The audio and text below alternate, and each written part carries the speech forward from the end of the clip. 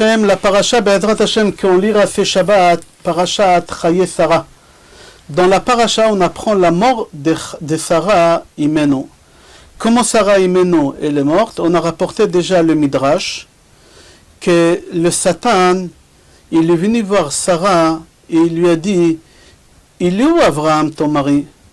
Et Sarah lui a dit: Abraham mon mari, il est parti avec Yitzhak à Har Moriah pour apprendre à Yitzhak comment on fait le sacrifice. Parce que à Har Moriah, c'est là-bas où ils ont fait les sacrifices. Adam, Caïn, Hevel, Noach. Alors mon mari Abraham, il a pris mon fils Yitzhak pour lui apprendre comment on fait le sacrifice. Et là, le Satan, il dit à Sarah: tu sais c'est qui le sacrifice? Qui on va sacrifier là-bas? Sarah, elle lui dit non.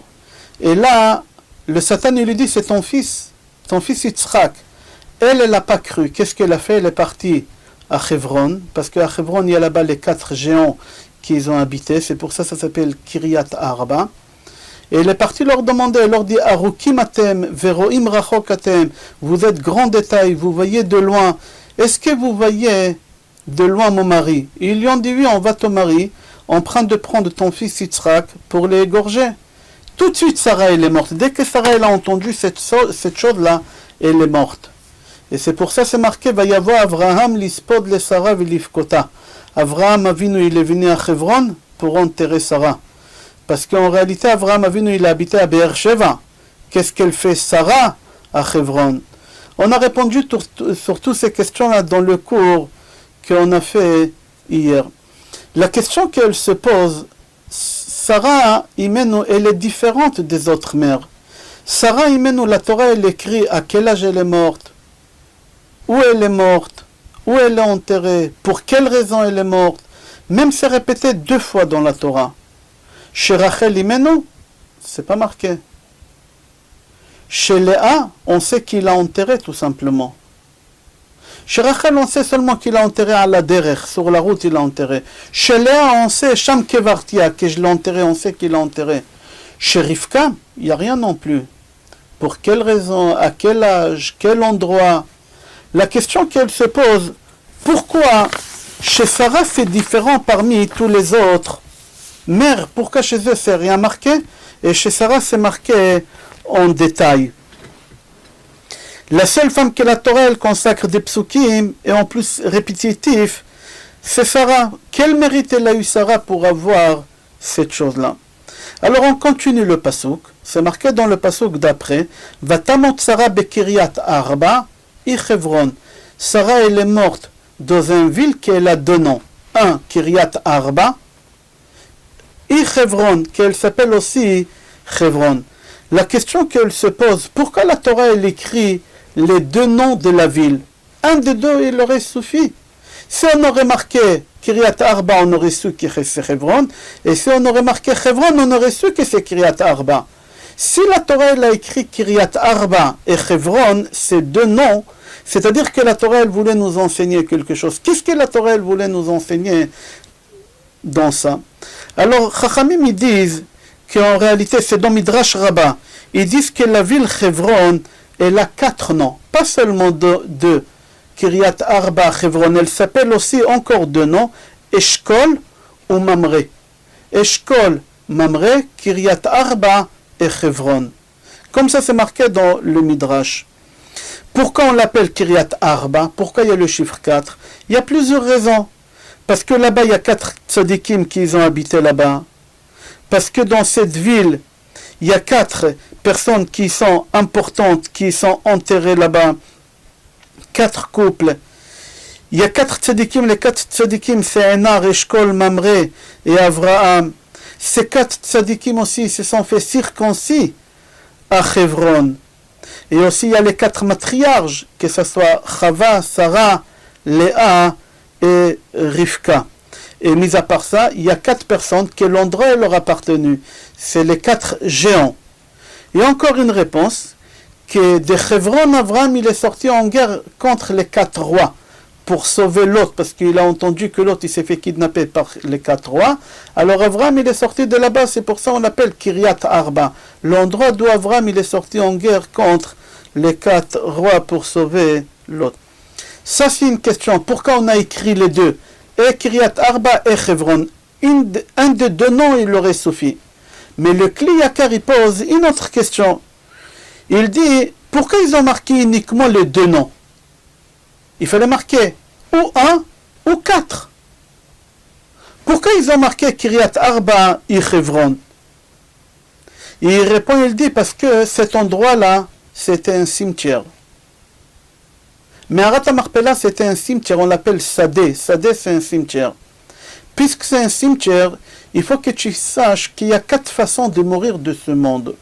Comme ça, il dit, le Midrash, la première façon de mourir, il dit, il y a quelqu'un qui meurt à cause de ses péchés. Quelqu'un devait mourir à 90 ans, il va mourir à 85 ans. Pourquoi? Parce qu'il a fait des péchés, alors Akadosh Baruch Hu, il a diminué. Il y a des gens qui meurent à cause des péchés des autres. Ba'avon avot banim metim. À cause des péchés des parents, les enfants meurent. Ou des fois, tzadik ador met biglal avon ador. Le tzadik qui meurt à cause des péchés de la génération. Alors la première façon de mourir, c'est quelqu'un qui meurt avant l'âge, parce qu'il a fait des péchés. La deuxième façon, c'est quelqu'un qui meurt à cause des autres.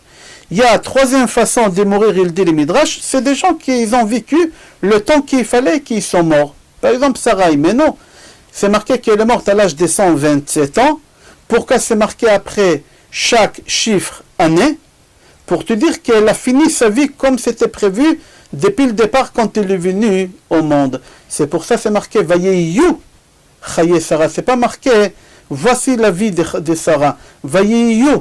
Il s'est fui. C'est quoi Vayeyu? C'est le chiffre 37. C'est 37 ans de bonheur que Sarah elle a eu parmi les 127. C'est à partir du moment que il est né, Yitzhak, jusqu'à qu'il est mort à l'âge de 37 ans. Jusqu'à qu'il elle est morte jusqu'à qu'il s'est fait sacrifier à l'âge de 37 ans, qu'il a cru qu'il est mort, alors elle est morte. Alors la troisième façon de mourir, c'est quelqu'un qui s'est arrivé 100 ans, et il a fini sa mission, il est parti, comme Sarah Imenu dans la paracha. Il y a une quatrième façon de mourir, ça s'appelle Mitat Neshika. C'est comme Mitat Neshika. Il faut savoir que le corps, il se compose de 4 éléments. Le feu, l'air, la terre et l'eau. Et quand quelqu'un meurt, les 4 éléments se détachent. Et contre les 4 éléments se détachent, la Neshama, elle s'en va. Et il y a des gens qui meurent, Mitat Neshika, c'est quoi? C'est les 4 éléments qui se détachent. Et Akadosh Baruch Hu, il vient, il s'attache à la personne. Mitraber, ça s'appelle Mitraber. À la personne, il s'attache à la personne et il lui aspire la Neshama. Ça s'appelle Neshika. Aspirer, Neshika, c'est embrasser, c'est la même façon qu'on aspire. Alors il y a 4 façons de mourir. Puisqu'il y a 4 façons de mourir, l'endroit on l'appelle Kiryat Arba. Parce que c'était un cimetière et il y a 4 façons de mourir, c'est pour ça on l'appelle comme ça. Il y a des gens qui meurent parce qu'ils ont fait des péchés, ils meurent avant l'heure. Il y a des gens qui meurent à cause des autres, par exemple les enfants à cause des parents, les tzadikim à cause de la faute de la génération. Il y a des gens qui meurent comme Sarah qui est morte à l'âge qu'il faut, et il y a des gens qui meurent mitat neshika. Alors il dit, le Kli Yakar, si tu remarques, Sarah elle est morte de 2 façons. C'est quoi les 2 façons? La première façon, que les 4 éléments de son corps, ils se sont détachés. D'accord? Alors ça s'appelle Kiryat Arba. Arba, c'est les 4 éléments. Et en même temps, elle est morte Mitat Neshika. C'est quoi Mitat Neshika? Qu'Hachem, il s'est accroché à elle, il lui a aspiré la Neshama. Ça s'appelle Chibour. Alors c'est pour ça que c'est marqué uniquement les 2 noms de la ville et pas les 4. Pourquoi? Parce que Sarah, elle est morte de 2 façons. Elle est morte que les 4 composants ils se sont détachés, alors ça s'appelle Kiryat Arba. Et Hebron s'est attaché, Akadosh Baruch Hu s'est attaché à elle, et Akadosh Baruch Hu il lui a aspiré la Neshama, comme ça il dit le Kli Yakar.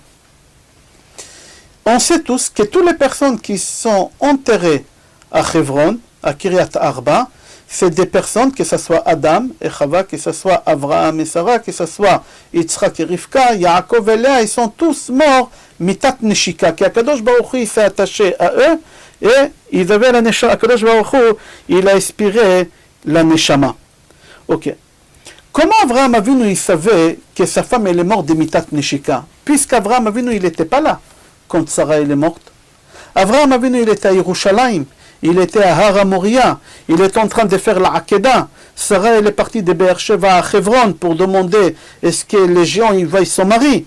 et elle est morte là-bas. Abraham, quand il arrive, il apprend que sa femme elle est morte à Beersheba, alors il quitte Beersheba, il va à Hebron. Mais d'où tu sais que ta femme elle est morte de Mitat Neshika? Alors c'est rapporté dans le Midrash, Istakel Bepane Aveyada.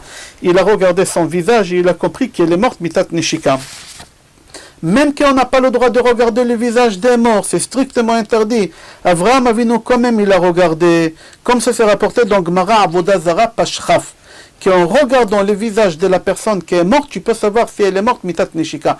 Aujourd'hui, personne ne meurt Mitat Neshika, il n'y a personne qui est mort, il y a quelques-uns qui sont morts Mitat Neshika, qui on vient de les citer, sur eux il faut rajouter David Ameler. Il y a quelques-uns qui sont morts, pas plus que 10 qui sont morts Mitat Neshika. Mais il y a des gens qui meurent, un meurtre paisible. Mais comment on sait si la personne elle est morte Mitat Neshika? Avraham Avinu, comment il a su? Alors dans les Midrash, c'est marqué, en général, un homme, quand il doit mourir, l'ange de la mort, il vient chez la personne, qu'elle doit mourir, et la personne, quand elle voit l'ange de la mort, il n'y a qu'elle qui le voit, elle a peur. Des peurs, elle ouvre la bouche, elle est effrayée, elle ouvre la bouche. Au moment qu'elle ouvre la bouche, l'ange, il lui jette à l'intérieur de la bouche cette goutte amère, tipa mara, comme ça c'est marqué. נותן לתוך את הטיפה, וממנה הוא מת, וממנה הוא מסריח, וממנה גופו קלה ומת עם פה פתוח. C'est marqué dans le Midrash que quand la personne elle voit l'ange de la mort, elle est effrayée, elle ouvre la bouche et l'ange il lui jette à l'intérieur cette goutte-là, et elle meurt, et c'est de ça qui est pourri, et c'est de ça que cette goutte-là, que le corps il se décompose, et c'est comme ça il meurt avec une bouche ouverte. Mais Sarah Imenu, Avraham Avinu, c'est marqué Vayakom me'al pene meto. C'est quoi Vayakom me'al pene meto? Avraham Avinu, il est parti voir Sarah, qui était allongée par terre. Il a enlevé le drap, il s'est abaissé, il a regardé son visage, il a fermé, il a compris qu'elle est morte. Mitat Neshika, ça se voyait sur son visage. Qu'Akadosh Baruch Hu, il est venu, qui lui a aspiré la Neshama, et c'était pas l'ange de la mort. Jusqu'ici, on a fait quelques midrashim sur la paracha. J'aimerais parler un peu de la Haftara. C'est quoi une haftara? Il faut savoir qu'Ezra Asofer Tiken Lahem l'Israël. Ezra Asofer il a instauré qu'on doit lire la Torah lundi, jeudi, Shabbat 2 fois le matin et Mincha. Pourquoi? C'est pas le moment d'expliquer. Il faut pas plus que 3 jours sans la Torah. Quand on est sorti d'Égypte, pendant 3 jours on est resté sans eau et les Bnei Israéliens ont commencé à crier Ve'en Torah et la Maïm, la Torah c'est de l'eau. On va pas rentrer dans ça. Il faut seulement savoir que c'est quoi la haftara? On doit lire la Torah chaque semaine. Il y a des moments que les Goïms nous ont interdit d'étudier la Torah ou de lire dans la Torah. Mais il fallait lire la Torah. Alors qu'est-ce qu'ils ont fait Chachamim? Ils ont parti dans les livres Nevi'im et Ktuvim. Et ils ont cherché là-bas, dans Nevi'im et Ktuvim, quelque chose qui a un rapport plus ou moins avec la paracha. Alors on avait le droit d'étudier les Nevi'im Ktuvim, parce que c'était par cœur, mais pas la Torah écrite. On n'avait pas le droit. Alors si tu regardes, chaque haftara, elle a un mot qui correspond à la paracha, ou 2 ou 3, ou l'histoire en elle-même, elle correspond à la paracha. J'aimerais savoir la haftara qu'on lira ce Shabbat, quel rapport elle a avec la paracha. Alors on dit, dans la paracha c'est marqué Ve'Avraham Zaken Babayamim, et dans la haftara c'est marqué Ve'David Zaken Babayamim, puisque c'est marqué qu'Avraham, sur lui c'est marqué Zaken Babayamim, il est vieux, il est avancé dans les jours. Et chez David Ameler, c'est marqué là-bas qu'il était vieux et qu'il était avancé dans les jours. Alors c'est la même chose. Alors Chachamim, il pose la question, il dit, mais pourquoi tu es parti aussi loin chez David Ameler? Il y a encore avant David Ameler quelqu'un qui s'est marqué chez lui, dans Yehoshua, chapitre 23, c'est marqué là-bas, Yehoshua Zaken Babayamim, comme ça c'est marqué là-bas. Dans chapitre, pas 23, 13, Yud Gimel, c'est marqué là-bas, Yehoshua Zaken Babayamim. Alors on pose la question, le Midrash, il dit, mais pourquoi tu es parti jusqu'à David? Il faut Yehoshua. C'est plus proche encore. Alors il donne une belle réponse. Et ils disent pour la simple raison que David Ameler, il a commencé son royaume dans la ville de Hebron. Comme ça c'est marqué dans Melachim, tome 1, chapitre 2, pasuk 11, Ve'ayamim asher malach baem amelech David, c'est marqué Bechevron malach 7 shanim, ou Birushalem malach 33 shana, et etc. C'est-à-dire que David Amelech, il a commencé son royaume, les premières 7 années de son royaume, il a commencé à Hebron, et après il a continué 33 ans à Yerushalayim. Alors puisque David Amelech, il a commencé son royaume à Hebron, et ici on parle de Hebron, alors Alors on pose la question, on dit, pourquoi David Amelech il a commencé le royaume à Hebron? Quel rapport David et Hebron? Mis à part ça, qu'aucun roi, il a commencé son royaume à Hebron, ni Yotam, personne, aucun roi, il a commencé son royaume à Hebron. Pourquoi que David? Alors ils répondent, ils disent, pour la simple raison qu'Adam Arishon, quand il est venu au monde, quand Hachem il l'a créé, Hachem il lui a montré les neshamot de toutes les personnes qui vont venir. Et parmi tous les neshamot, il a vu David Amelech qui doit vivre que 3 heures. Pourquoi 3 heures? On a expliqué il y a 2 semaines d'après le Sod, pourquoi 3 heures? Parce qu'Adam Arishon, il a fauté la 3e heure depuis qu'il a été créé. Je referme la parenthèse. Et là, Adam Arishon, il dit à Kadosh Baruch Hu, j'aimerais donner à David Amelech 70 ans. Et Adam Arishon, il donne à David Amelech 70 ans, c'est-à-dire qu'Adam, il doit vivre 930 ans, et David Amelech, il va vivre 70 ans. Alors, puisqu'Adam Arishon, il a donné 930 ans à David, et David, c'est la continuité d'Adam Arishon, alors David, il est venu commencer son royaume où il a fini. Où il a fini? Chez Adam Arishon, à Hebron. Alors, David Amelech, il est parti à Hebron, il a commencé là-bas 7 ans. Pourquoi 7 ans? Parce que ça symbolise le chiffre 70. Comme ça, il dit aussi le Zohar HaKadosh, que David Amelech Hashlama, c'est la continuité ou le complément d'Adam Arishon. C'est pour ça qu'il a commencé le royaume là-bas.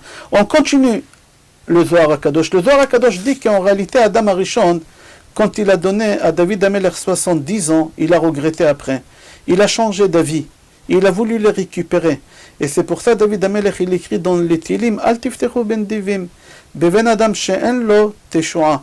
Beven adam she'en lo, quelqu'un qui n'a pas lui, il va donner. De lui, il y a la Yeshua qui va venir. Parce que Adam Arishon, il a regretté.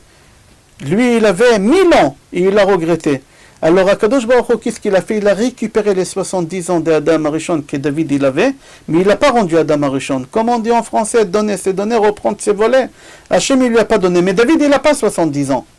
Alors, comment ça se fait que David, il a vécu 70 ans? Venez voir le Zohar HaKadosh, qu'est-ce qu'il dit? Le Zohar HaKadosh, il fait un compte comme ça. Il dit qu'Avraham Avinu, il a donné 5 ans, parce qu'Avraham Avinu, il devait vivre comme son père 180 ans.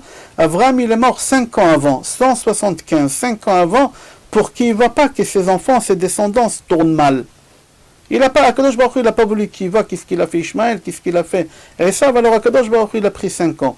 Alors Avraham Avinu, il a donné à David Amelech 5 ans. Après, c'est Yaakov Avinu. Yaakov Avinu, il est mort à l'âge de 147. De 147 à 175, il manque 28. Alors, qu'est-ce qu'il a fait Avraham Avinu? Yaakov Avinu, il a donné 28 ans de sa vie. Yosef Atzadik, Yesod, il a vécu 110 ans. Il devait vivre normalement comme son père, 147. Et comme il n'a pas vécu 147, uniquement 170, c'est-à-dire qu'il a la monnaie de 37. Alors, Yosef, il a donné 37 à Adam Arishon. Yaakov, il a donné 28. Et Avraham Avinu, il a donné 5. Si tu additionnes tout ça, ça fait 70. C'est-à-dire que David Amelech, il a eu toute sa vie de qui? Il a eu d'Avraham, de Yaakov et de Yosef. D'Avraham, Yaakov et Yosef. Et c'est pour ça David Amelech, il a commencé son royaume. Où? Il a commencé son royaume chez Avraham Avinu, qui lui a donné le premier. Et Yitzhak, qui lui a donné 28. Et mis à part, c'est les 3 endroits qu'on a achetés avec de l'argent. Eretz Israël, on l'a conquis avec des guerres. Des guerres très très dures. Yoshua, il a fait des guerres.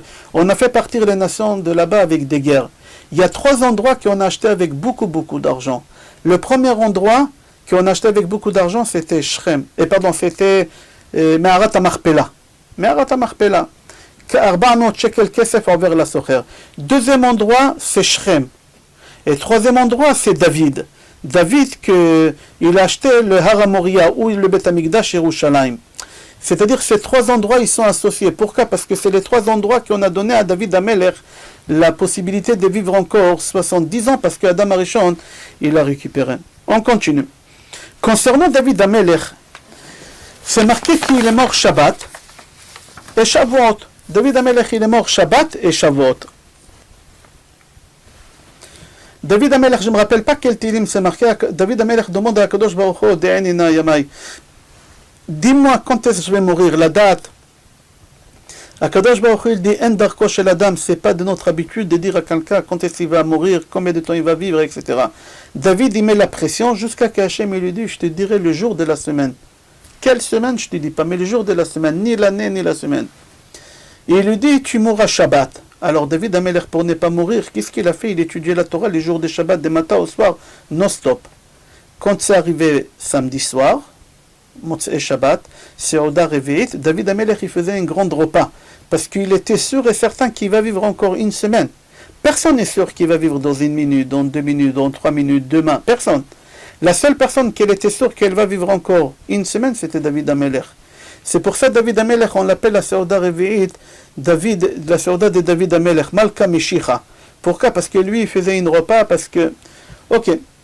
David Ameler, en fin de compte, il est mort Shabbat, et c'était Shavuot, à l'âge de 70 ans.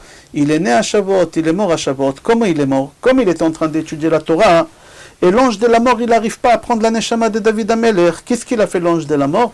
Il a attrapé un arbre dans le jardin de David et il l'a secoué. David, il a dit, qui transgresse Shabbat? On n'a pas le droit de secouer un arbre.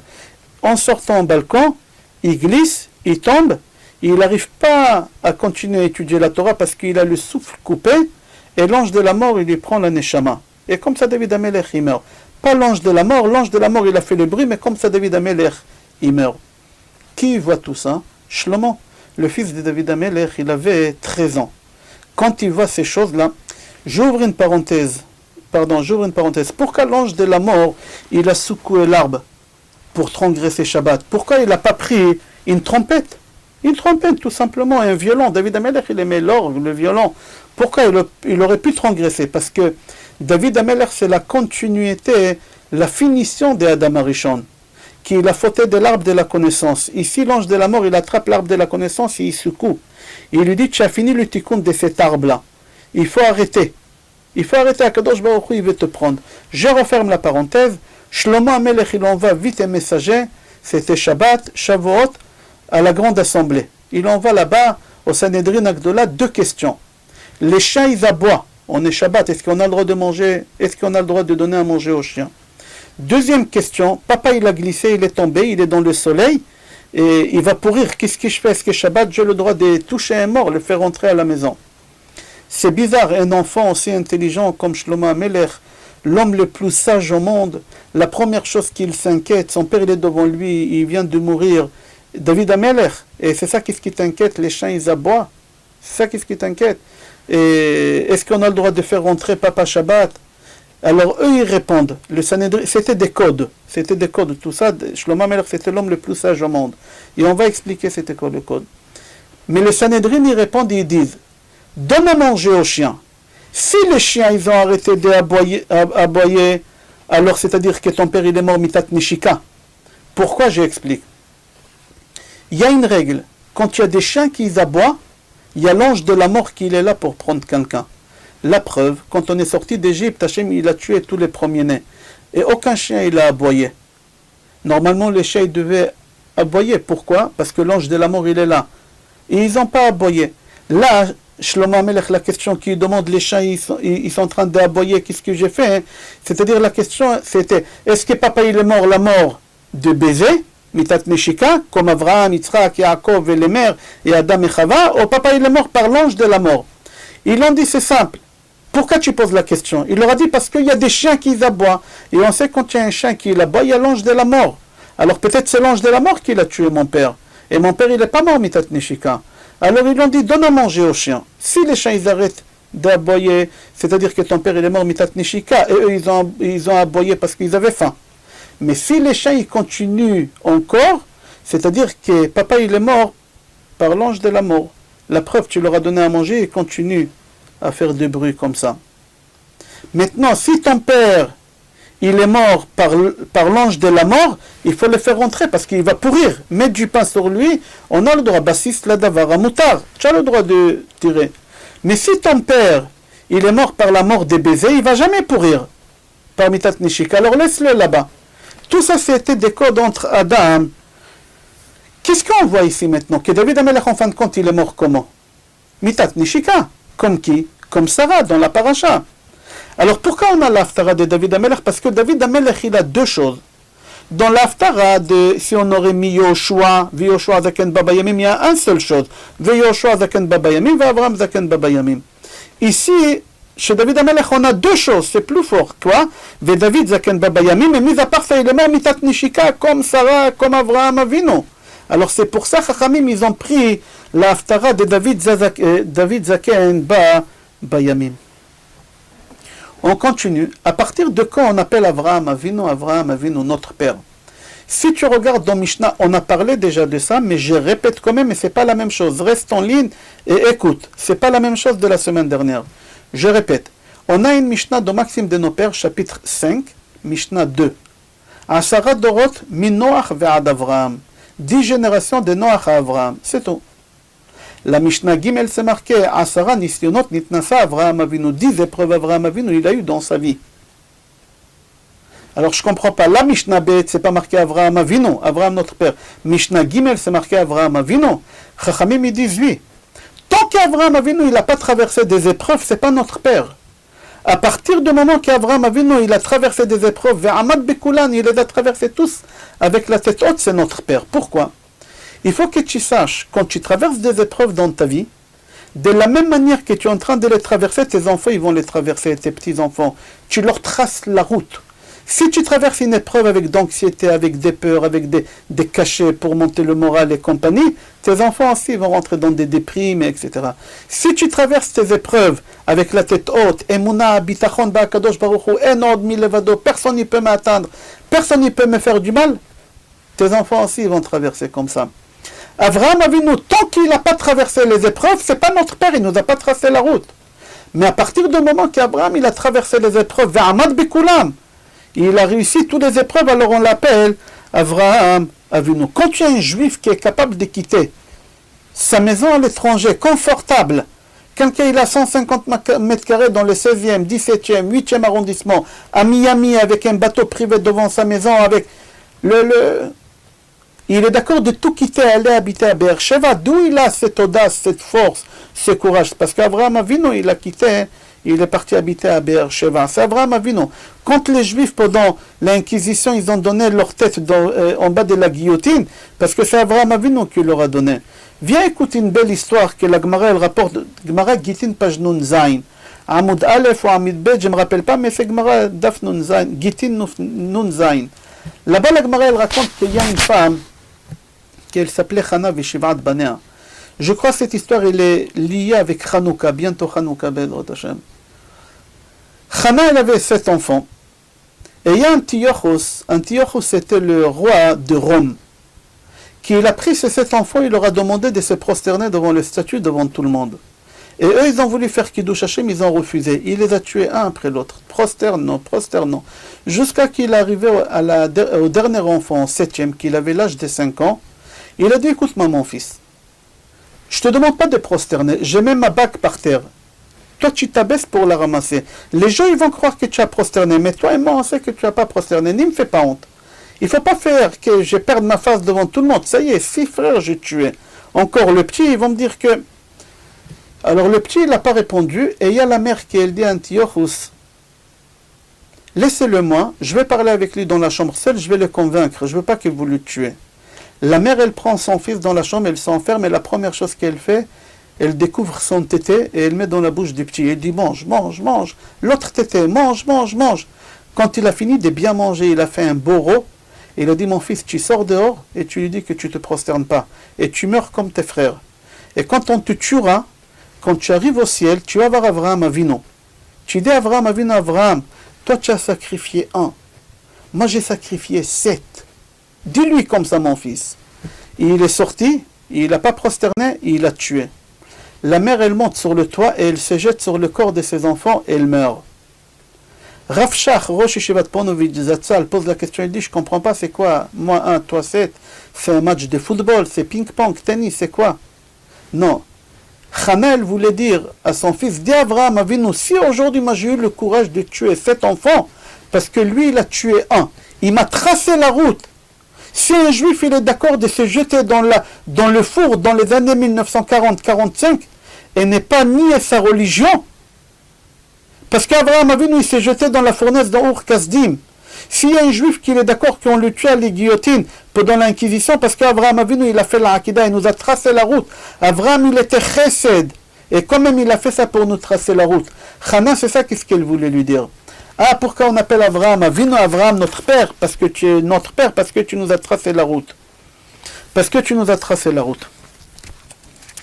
Venez, on va finir avec un petit chidouche sur la paracha et Midrash, et on finit le cours. C'est marqué dans la paracha Vatamot Sarah Bekiriat Arba et Chevron, etc. De quoi elle est morte, Sarah? Rashi est dans la raison. Rashi il dit Al Yede Besorat Akeda Sarah Niftera.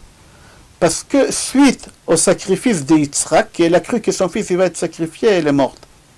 Il y a une question qu'elle se pose. Comment c'est possible que quelqu'un il fait une mitzvah et il a des pertes? C'est marqué Shluchem mitzvah enam nizokin. C'est lui qui fait une mitzvah, jamais il aura de dommages. Jamais il aura de dommages. Comment ça se fait qu'ici Sarah, son mari va faire la plus grande mitzvah au monde? Il n'y a pas une grande mitzvah aussi grande que la Akedat Yitzhak. Et Avraham il sort perdant, il a perdu sa femme. Sarah elle sort perdant, la maman elle sort perdant, elle meurt. Comment c'est possible? On sait que quelqu'un quand il fait une mitzvah, Shluchem mitzvah enam nizokin. Alors comment c'est possible que les deux ils ont eu des pertes? C'est Gemara Psachim Pashret Amud Aleph qu'elle pose la question. Venez, on va voir Gemara Psachim aussi, qui elle dit que quand quelqu'un il fait Bdikat Chametz, il ne faut pas qu'il aura peur de vérifier Bachorim ou Bazdakim dans les trous de la maison. À l'époque, ils n'avaient pas de murs comme aujourd'hui, il y a le ciment, etc. À l'époque, c'était pas comme ça. Et les gens, ils avaient peur de faire Bdikat Chametz dans les trous. Pourquoi? Vérifier le Chametz, parce que des fois, il y a des serpents, il y a des crabes, il y a des scorpions. Ils avaient peur. Alors, Chachamim, dans la Gemara Psachim Pashret Amud Aleph, disent, il ne faut pas avoir peur. Pourquoi? Pour la simple raison que Shluchem mitzvah enam nizokin. Quelqu'un qui fait une mitzvah de Bdikat Chametz, jamais il aura des pertes. Jamais il aura du mal. Alors, n'aie pas peur. Ah bon? Mais Sarah, qu'est-ce qu'elle a fait, la Sarah? Avraham, qu'est-ce qu'il a fait? Ils ont fait la plus grande mitzvah au monde, et les deux, ils ont eu des pertes. Il y a encore un Gemara, Shabbat, page Kuf Yutret, 118 Amud Bet. Là-bas, la Gemara dit, Amar Rabbi Yossi dit, Alvaï ve'eskel amud bederech la'asot mitzvah. J'ai pris Hachem de mourir quand je suis en train de faire une mitzvah. C'est un mérite de mourir quand on est en train de... Comment c'est possible de demander une chose pareille? On ne peut pas mourir quand on fait une mitzvah. On ne peut pas. Shluchem mitzvah enam nizokin. C'est lui qui fait une mitzvah. Il n'a pas de dommage. C'est impossible. Encore, Gemara Chulin, page Zayin Amud Aleph. Là-bas, la Gemara dit, Dam Nikof meratze kedam ola. Dam Nikof, des fois tu as un bobo. Voilà, moi aussi, justement, en ce moment, ici, j'ai un bobo. Et ça gonfle. Je ne sais pas pourquoi ça gonfle, mais dès que je touche, ça fait mal. Ça fait très très mal. Ça s'appelle Dam Nikof meratze ke korban. Maintenant, ici, ça fait très mal quand je touche. Venez, imagine que je suis en train de mettre une mezouza. Et au moment de frapper avec le marteau, j'ai raté le clou et j'ai tapé ici. Ça fait mal. Ça fait mal. Ça fait mal. Alors, elle dit la Gemara, il faut que tu saches, au moment que tu reçois un mal comme ça, quand tu es en train de faire une mitzvah, alors il faut que tu saches que c'est quelque chose d'important. Je donne un exemple. En Israël, j'ai entendu, il y a quelqu'un qui s'est arrêté sur l'autoroute pour aider quelqu'un à changer la roue. Et au moment qu'il s'est arrêté, c'est une mitzvah midorai, ta'azov, que tu dois l'aider, tu dois t'arrêter pour aider. Il y a un camion qui vient et qui le tue. C'est lui qui l'est descendu pour aider. Comment c'est possible? Ici à Paris, j'avais quelqu'un qui est monté, le papa d'un ami de ma fille, il est monté pour construire la souka. Il est tombé à Shimetzilenu, il a cassé le côte fémur, il est resté longtemps à l'hôpital. Comment il est en train de faire mitzvah? Avraham Avinu et Sarah, ils ont fait la plus grande mitzvah. Et on a dit que Shluchem mitzvah enam nizokin. Alors là, j'ai ramené plusieurs endroits dans le Talmud, que ce soit dans Psachim Pashret Amud Aleph, que ce soit dans Gemara Shabbat Kuf Yutret Amud Bet, que ce soit dans Gemara Chulin Page Zayin Amud Aleph. Là-bas, la Gemara dit que c'est possible. Que c'est possible. Rav Kanievski Shlita, il répond sur cette question. Et il dit, il faut que tu saches que quand quelqu'un meurt, parce que Akadosh Baruch Hu, il a décidé depuis longtemps qu'il va mourir, et quand la date arrive pour mourir, s'il a de la chance, il mourra quand il est en train de faire mitzvah. Moi, je dois recevoir ici un coup, Chaz Veshalom. Je dois recevoir un coup ici. Si je suis méritant, Akadosh Baruch Hu, il va faire en sorte que je vais recevoir le coup quand je vais mettre la mezouza, quand je vais construire un souka. C'est une question de mérite. Il faut être méritant d'avoir ça. Sarah et Abraham, ils ont eu le mérite, Sarah, elle a eu le mérite de mourir suite à la Akeda. Comme c'est dit Rav Kanievski. Et c'est ça qui est arrivé à Sarah. Il dit Rav Kanievski, Kolkar Tzedeket, elle était tellement Tzedeket qu'Akadosh Baruch Hu, il lui a donné le mérite de mourir au moment qu'il était en train de faire une mitzvah, la plus grande mitzvah du monde. Elle devait mourir normalement. Qu'Abraham il serait parti, il serait pas parti. Elle a fini Sarah. 127 ans, pourquoi c'est marqué Shana, Shana, Shana à la fin de après chaque chiffre. Mea Shana, Esrim Shana, Vesheva Shanim, pour te dire qu'elle a fini sa vie à Kadosh Baruch Hu. Katsavla, Kadosh Baruch Hu, il lui a donné depuis qu'elle est venue au monde 127 ans. Elle n'est pas morte à cause de l'Aqeda. Hachem, il a fait en sorte qu'elle mourra à l'heure qu'il faut, comme prévu, mais en même temps qu'ils ont fait une mitzvah. Ça, c'est un mérite. Alors la question qu'elle se pose, c'est la question la plus vieille au monde. Elle est aussi vieille que le monde. Elle est aussi vieille que le monde. Comment c'est possible qu'il y ait un tzaddik, vera'alo, racha, vetovlo? Comment c'est possible qu'un tzaddik, il a des épreuves dans sa vie, il a des maladies, sa femme malade, et c'est un tzaddik. Et il y a un rachat, quelqu'un qui est rachat, vetovlo. C'est-à-dire quoi vetovlo? Et tout va bien pour lui. David Amelech, il a posé cette question dans Tehillim 92. Dans Tehillim Tzadik Bet, David Amelech, il dit Ishbar, je suis bouché. Ksil, je suis un imbécile, je ne comprends pas quelque chose. Comment c'est possible que quelqu'un qui est tzaddik, il souffre un rachat? Ils sont en train de fleurir comme de la verdure, comme ça ils sont en train de pousser. Ils ont une femme, ils ont des enfants, ils n'ont pas de problème de parnassa, pas de problème de santé, ils ne sont pas chômeurs Shabbat. Comment c'est possible? Alors on dit comme ça qu'avec nos yeux êtres humains, nous on voit qu'un tzaddik qui souffre et qu'il a des épreuves. Mais nous on ne comprend pas le calcul de Akadosh Baruch Hu. Nous on voit un rachat et qui réussit. Comme il dit David Amelech dans Tehillim, Befroach Rechaim, ils ont une voiture, ils ont de l'argent, ils ont tout ce qu'il faut. Pourquoi? David Amelech il répond, il dit la Shmida Made'ad. Pourquoi? Parce qu'il y a des Rechaim qui ont fait quand même des mitzvot. Il y a des Rechaim qui ont fait des mitzvot. Alors Akadosh Baruch Hu, il préfère leur payer dans ce monde et n'est pas leur devoir quelque chose dans le monde futur. Alors quand tu vois un rachat qui n'est pas chômeur Shabbat, qui ne mange pas kasher et qui réussit ici, parce que Hachem il lui paye pour le peu de bien qu'il a fait. Il est parti à Kippour à la synagogue, certes à 4 heures d'après-midi, 2 heures avant la sonnerie des chauffeurs, mais il est parti quand même. Alors Hachem il lui paye. Et il y a une tzaddik qui toute sa vie il a fait que des bonnes actions, mais de temps en temps aussi il a glissé. Alors Hachem il lui paye ici sur les mauvaises choses au lieu de le payer là-bas dans le monde futur. C'est pour cela, avec nos yeux, on n'arrive pas à comprendre la façon de faire d'Akadosh Baruch Hu. Et c'est pour ça qu'on se pose des questions. On se pose des questions, on n'arrive pas à comprendre pourquoi. Pour comprendre ça, Rav Galinsky Zatzal dit que pour comprendre, je vais expliquer ça à Paris comment ça se passe. Il y a un métro. Tu prends le métro, je ne connais pas le métro, je connais la ligne 5. Elle commence par, je ne sais pas où, elle finit par, je crois, Port d'Italie. Je crois. Alors viens, on va dire, tu montes au métro Urk. Tu payes 2 euros le ticket. Quelqu'un qui est imbécile, il dit pour 2 euros, je peux faire toute la ligne. Alors je vais faire toute la ligne. Et il habite à République, 5-6 stations après. Mais il est imbécile, il dit je vais amortir les 2 euros, il ne comprend pas. Alors lui, quand il monte dans le métro, il paye 2 euros, il voit des gens qui descendent à Lumière, à Jaurès, à Stalingrad, il leur dit mais restez, vous avez payé, vous pouvez continuer. Les gens ils disent mais messieurs, nous on est arrivé à la destination, nous on habite ici à Stalingrad, on habite à Jaurès, on habite à Lumière, nous on n'a pas... Il leur dit mais moi j'ai payé jusqu'à terminus, je profite. C'est exactement nous, il dit Rav Galinsky. Rav Galinsky il dit, nous quand on vient au monde on croit qu'on va vivre jusqu'à 120 ans. Alors il dit alors on va vivre jusqu'à 120 ans, jusqu'au terminus, on a payé 2 euros, pourquoi pas. Mais des fois, on voit des jeunes qui quittent le monde avant. Il y a des jeunes qui quittent à 7 ans, 13 ans, 20 ans, 30 ans. Alors les gens qui croient qu'il faut vivre jusqu'à 120 ans, ils disent, mais je ne comprends pas comment ça se fait qu'il est parti aussitôt. Tu peux encore vivre. Mais tu n'as pas compris que lui, il a fini sa mission.